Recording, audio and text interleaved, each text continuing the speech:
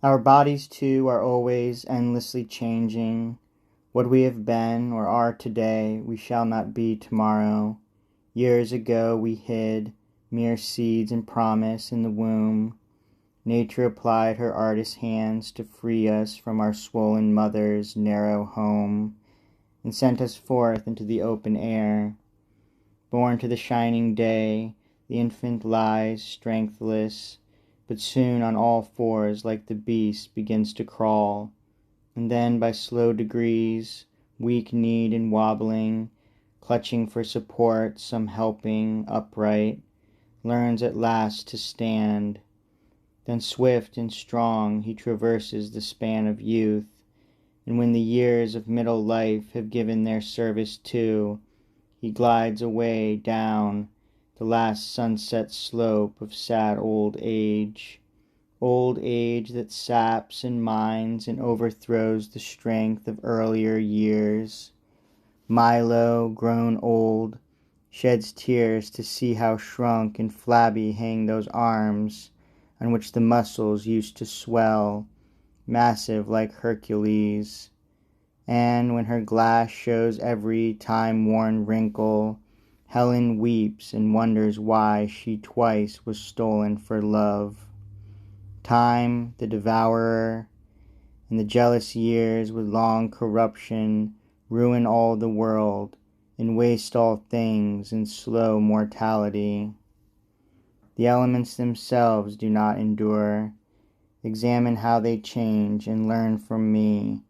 The everlasting universe contains 4 generative substances. Of these 2, earth and water, sink of their own weight.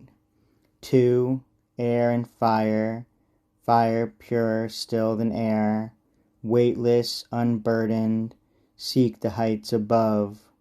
Though spaced apart, all issue from each other, and to each other fall.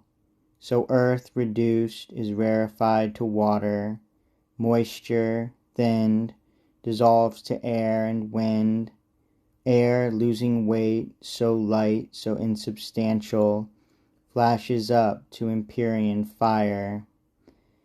Then they return in reverse order as the skein unwinds. Thus fire condensed passes to heavier air, air into water, water in its turn compressed, conglobed, solidifies to earth.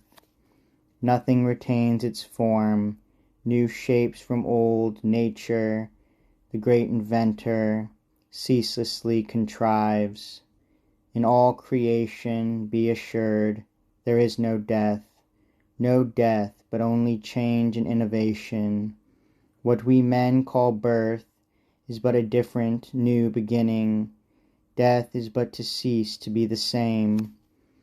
Perhaps this may have moved to that, and that to this, yet still the sum of things remains the same. Nothing can last, I do believe, for long in the same image.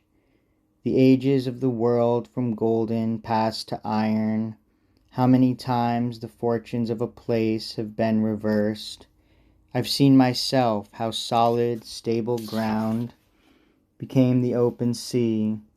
I've seen the ocean turn to dry land, and seashells often lie far from the shore. And on a mountain top is found a rusty anchor centuries old. A plain is made a valley by the force of falling waters.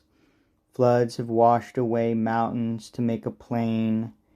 A marsh dries out in parching dunes, a thirsty wilderness lies flooded and becomes a swampy fen. Her nature sends new springs to flow, and there staunches them. In deep quakings of the earth, rivers burst out, or, drying, sink from sight. So Lycus, swallowed by the yawning earth, rises reborn, a changed face far away. So Erisinus' stream, engulfed to glide in secret eddies underground, returns a lordly river in the Argive fields. Caicus too, disliking, so they say, the source and banks he knew as Mysis once, now flows a different way. And Amynanus sometimes sweeps down his dark Sicilian sands, sometimes is dry, his sources stopped and stayed.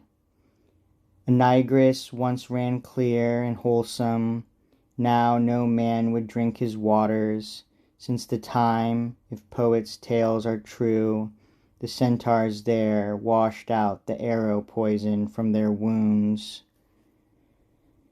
And Hypanis, who rises in the hills of Scythia, and flowed so fresh and sweet, is he not tainted now with bitter salts? The sea encompassed once Antissa and Tyre, and gleaming Pharos. None are islands now.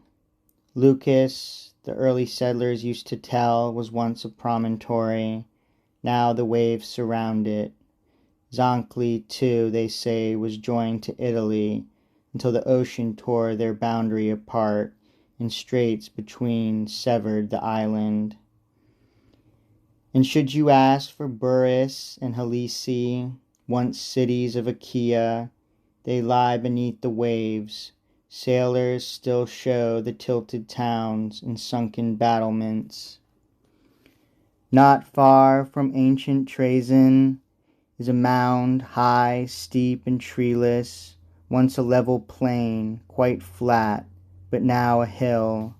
The wind's wild strength, a ghastly story, pent within blind caves, seeking some vent, striving in vain to enjoy the freedom of the sky, finding nowhere in their whole prison a fissure for their blasts, made the ground stretch and swell as one inflates a bladder or a goat skin. In that place the swollen bulge still stands, a tumulus, time hardened, rising high above the plain.